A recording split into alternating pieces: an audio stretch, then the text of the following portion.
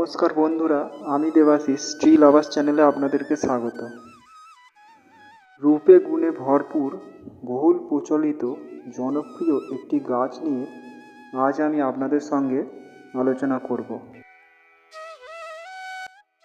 গাছটির পাতা লম্বাটে, মোটা রসালো প্রকৃতির। গাছটির মধ্যে অনেক উপকারী গুণও রয়েছে।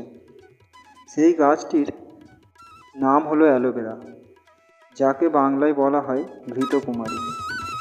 এই গাছের পাতার মধ্যে এক ধরনের জেল থাকে, যা আমাদের নানান উপকারে আসে। যেমন শরীরের কোথাও লেগে গেলে সেক্ষেত্রে ব্যবহার করা হয়, কোনো অংশ কেটে গেলে সেখানে এই জেল ব্যবহার করা হয়। মুখের মধ্যে বিভিন্ন দাগ নিরাময় করতে এই জেল লাগানো হয়। অ্যালোভেরা পাতার জেলি বের করে জুস করে খেলে পেট ঠান্ডা হয়। বিভিন্ন গাছের প্রোপাগেশন করার জন্য রুটিন হরমোন হিসাবে এই জেল ব্যবহার করা হয়। নিয়মিত ত্বকে এই জেল ব্যবহার করলে ত্বকের মধ্যে উজ্জ্বলতা বৃদ্ধি পায়। আসুন বন্ধুরা, এখন জেনে নেওয়া যাক বহুগুণে ভরা এই ঘৃতকুমারী গাছের পরিচর্যা আমরা কিভাবে করব।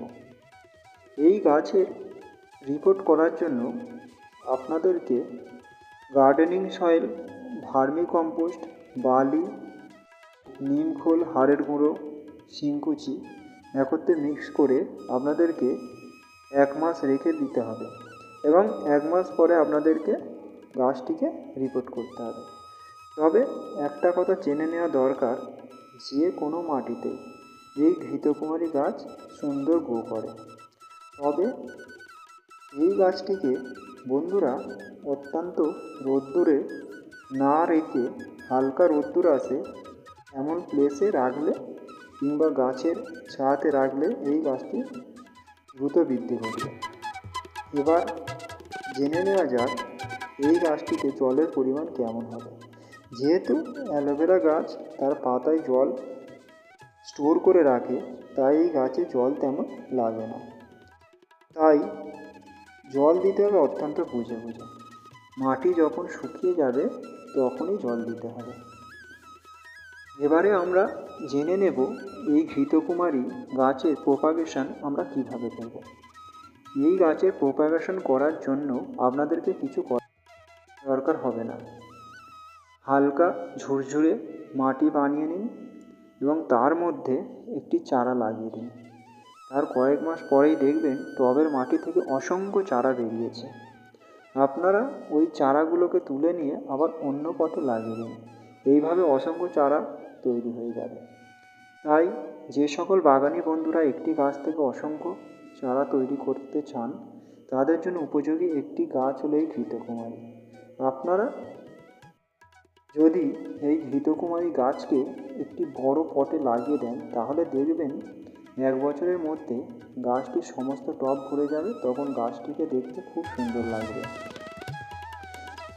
আপনারা চাইলে এই গাছটিকে হ্যাঙ্গিংয়ে রাখতে পারেন, তাতে বাগানের সৌন্দর্য ফুটে উঠবে।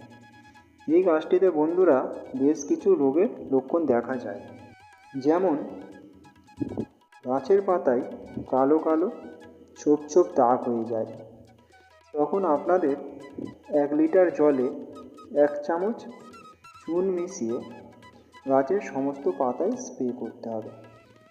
সেই স্প্রেটা কখন করতে হবে? সেটা করতে হবে আপনাদেরকে সকালে কিংবা বিকালে, তাহলে এই সমস্যা দূর হবে। আবার অনেক সময় দেখা যায় গাছের পাতা হলদে হয়ে শুকিয়ে যায়। এটি হয় বিশেষ করে গাছে বেশি জল দেওয়ার কারণে। আবার অনেক সময় দেখা যায় টানা রোদ্দুরে রাখলেও এই সমস্যা হতে পারে। তাই আপনাদেরকে এই ঘৃতকুমারী গাছকে বেশি জল কখনোই দেওয়া যাবে না এবং গ্রীষ্মকালে এই গাছটিকে টানা রোদ্দুরে কখনোই রাখবেন না।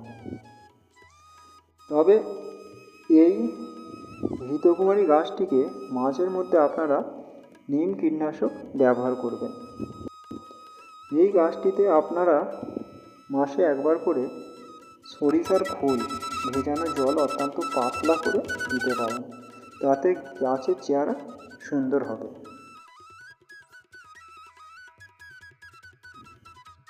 বন্ধুরা, এই ছিল আজকের ভিডিওটি যদি আপনাদের বাগান করার ক্ষেত্রে কোনো উপকারে আসে তাহলে অবশ্যই আমার ট্রি লাভার্স চ্যানেলটিকে লাইক, কমেন্ট, শেয়ার, সাবস্ক্রাইব করবেন এবং গাছ সম্পর্কিত কোনো জিজ্ঞাসা থাকলে তাহলে আমাকে অবশ্যই বলবেন। বন্ধুরা, আপনারা নিজের মতো করে বাগান করুন এবং অন্যদেরকেও এই বাগান করতে উদ্বুদ্ধ করুন, যাতে করে পরবর্তীতে আমাদের এই পৃথিবীটা আরও সবুজ হয়ে ওঠে। বন্ধুরা, এতক্ষণ আপনারা আমার এই ট্রি লাভার্স চ্যানেলের ভিডিওটি সম্পূর্ণ দেখার জন্য আপনাদেরকে অসংখ্য ধন্যবাদ।